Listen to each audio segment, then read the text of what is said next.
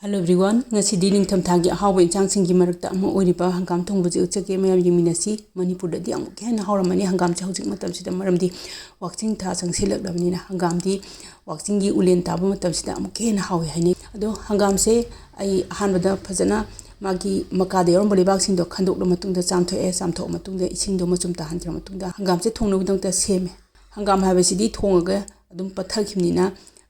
ai khariyamna adum lawjare hangam manase Manipurda koigi mangonda natraga sumangda nungsa tholakpa matamdo aduda iduda chak phongphong sabduga hangam thongbasiga yongchak singjomaga chamdi asko hawomni ko ado ningsinge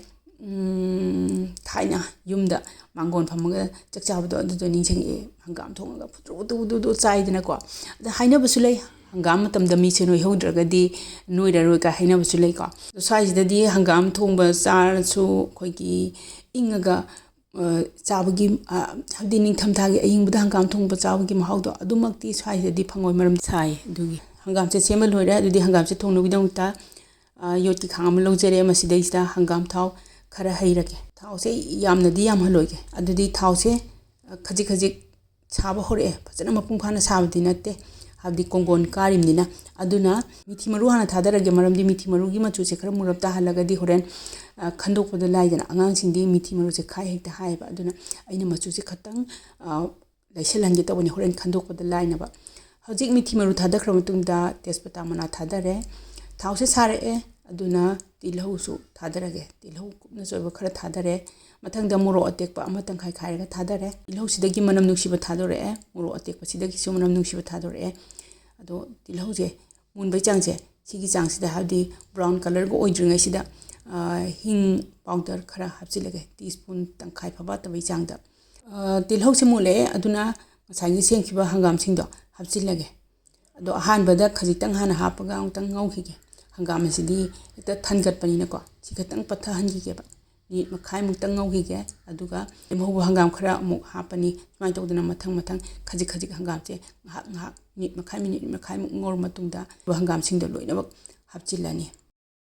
hangam singche loinabak hapchilama matungda chawrakna minute makhai muktang ngaukhige hangam singche patha hange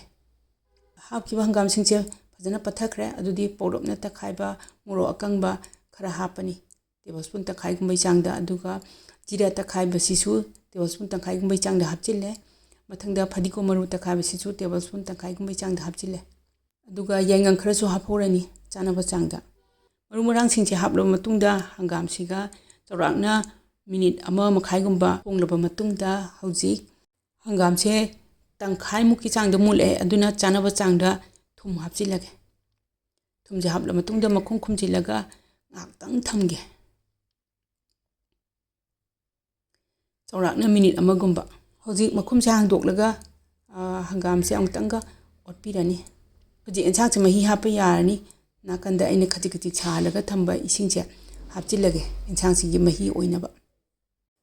hojiki khajik khajik chaba isingche hapla matungda makhum khumjilaga ngahak thamage sorokpa ngairage ensak je phajana saure hairi pop akangba khara hapage aduga thing khara hapage phamade adum haijani hangam thongbuda sing khara hapchilo di enjang do hangam do hena hawbani yamna honbani hay sing khara hapchile do sing je hapchile matungda hoji makhum khumjilaga changche chawrakna minute ani gumbadang sawhanji hi se khajik tang kangchenaba yeski flame je haida thamaga hoji enjang se amu yengase mahi ki changse yare aina yumda lonba hawajar se tablespoon ama phaba tabida khajik tang hapage ado hawajar se hapa matungda geski flame je haida thamaga makhum hangdoklaga minute amakhatang chawhalani minute amakhatang chawhala matungda sing mana atekpa khara mu hapchilage phadigom atekpa mana khara mu hapchilage hangam thongba se losinba yarani gesi muthale adudi hangam ngaudringaida maru marang ngawba matamda aduda hawajar se ngawraga hangam mana singche amu hapchinba aduga solamdaida loiramdaida hawajar se khara mu hapagadi amuk hena hawduijani ado aidi hawajar hapaga hangam se munaba sungawra adi lekai je farak ta doini dera ko haidi hawajar manamdo aina ai ngak tagi khanba su yade ko hadi aina samasi da lebanina mafam sida lebanina mafam sigi mi ki chu khan tamni mi gi haina ba haina da ba haiba ma ꯑꯩꯈꯣꯏ ꯉꯥꯛꯇꯪꯒꯤ ꯍꯥꯎꯕ ꯀꯥꯏꯗꯨꯁꯨ ꯈꯟ ꯌꯥꯄꯣꯟꯇꯦꯕ ꯍꯥꯏꯕꯗꯤ ꯁꯣꯁꯥꯏꯇꯤꯁꯤꯗ ꯂꯩꯕ ꯑꯁꯤꯗꯤ ꯄꯨꯝꯅꯃꯛꯀꯤ ꯈꯜꯂꯒ balance ꯑꯣꯏꯅ ꯊꯕꯛ ꯇꯧ ꯇꯥꯕꯅꯤ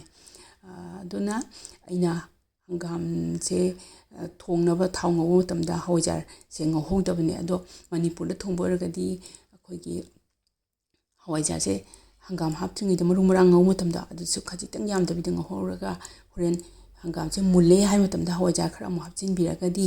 ꯑꯃꯨꯛꯀ ꯍꯦꯟꯅ ꯍꯥꯎꯗꯣꯏꯖꯥꯠꯅꯤ ꯑꯗꯨ ꯑꯣꯏꯇꯥꯔꯁꯨ ꯊꯋꯥꯏ ꯆꯪꯅꯕꯨ ꯊꯣꯡꯉꯕ ꯆꯥꯅꯤꯡꯅꯕꯨ ꯊꯣꯡꯉꯕ ꯄꯨꯛꯅꯤꯡ ꯂꯨꯞꯅꯕꯨ ꯊꯣꯡꯉꯒꯗꯤ ꯑꯀꯣꯟꯕꯗ ꯍꯋꯥꯏꯖꯥꯔ ꯈꯖꯤꯛꯇꯪ ꯍꯥꯞꯄꯁꯤꯁꯨ ꯑꯗꯨꯝ ꯍꯥꯎꯋꯦ ꯍꯪꯒꯥꯝ ꯊꯣꯡꯕꯁꯤꯁꯨ ꯂꯣꯏꯔꯕꯅꯤꯅ ꯑꯩꯒꯤ ꯚꯤꯗꯤꯑꯣꯁꯤꯡ ꯑꯁꯤꯒꯤ ꯃꯇꯥꯡꯁꯤꯗ ꯂꯣꯏꯁꯤꯟꯖꯔꯒꯦ ꯌꯦꯡꯕꯤꯔꯤꯕꯁꯤꯡꯕꯨ ꯊꯥꯒꯠꯆꯔꯤ